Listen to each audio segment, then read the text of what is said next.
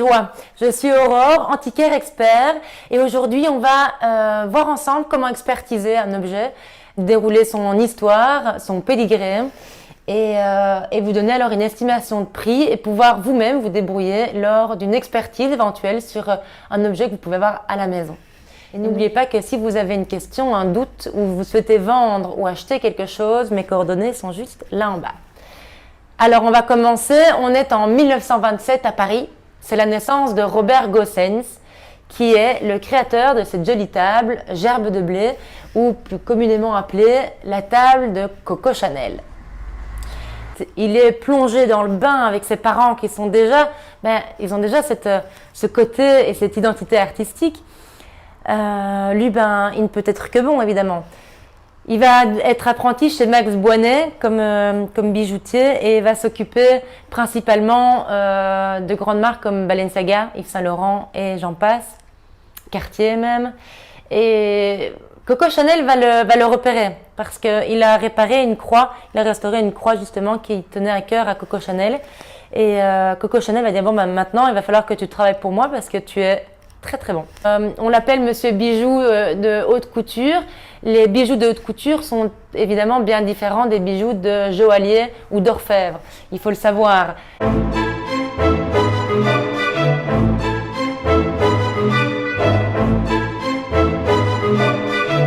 Les bijoux d'orfèvre ou de bijoutier sont des créations souvent en matière précieuse. On va mettre de l'or dedans, on va mettre des diamants par exemple, des pierres précieuses, alors qu'un bijou de couturier, c'est un bijou qui est assez extravagant, qui va être créé pour une certaine tenue par exemple pour le défilé et on va les mettre en vente. Ce sont des bijoux qui sont de pacotille, comme dirait Coco Chanel, c'est-à-dire des bijoux de fantaisie.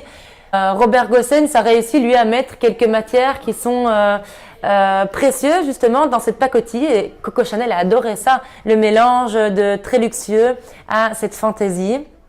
Il va collaborer avec cette maison pendant presque 20 ans et d'ailleurs l'atelier Goossens qui existe encore, a été racheté par Chanel et ce sont les deux enfants de Robert Goossens qui sont à la tête de cet atelier.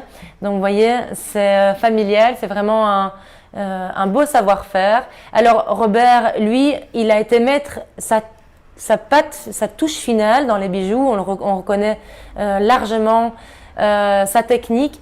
Il a su jongler avec des styles différents, il a pu mettre un bijou dans le style antique, toujours en gardant du Goossens.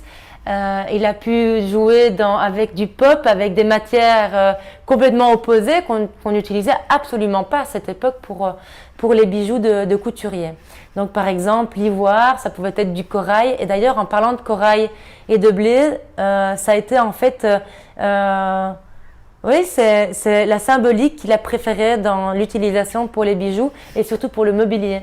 Le blé, gerbe de blé et le corail. Au final, aimait tellement ce qu'il faisait du mobilier au final comme des bijoux.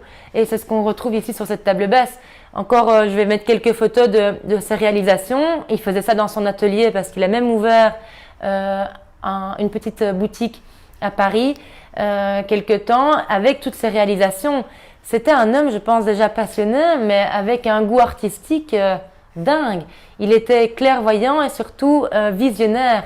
Et il arrivait à mélanger des styles et des matériaux que personne n'aurait pu faire avant. Donc il était peut-être même un peu excentrique parce que pour arriver à travailler avec des grands artistes, des grands couturiers, il fallait, je pense, avoir sa place. Donc voilà, ici on a une table basse par Robert Goossens, la table Coco Chanel, en hommage à Coco Chanel. Et si vous avez des questions, n'hésitez pas.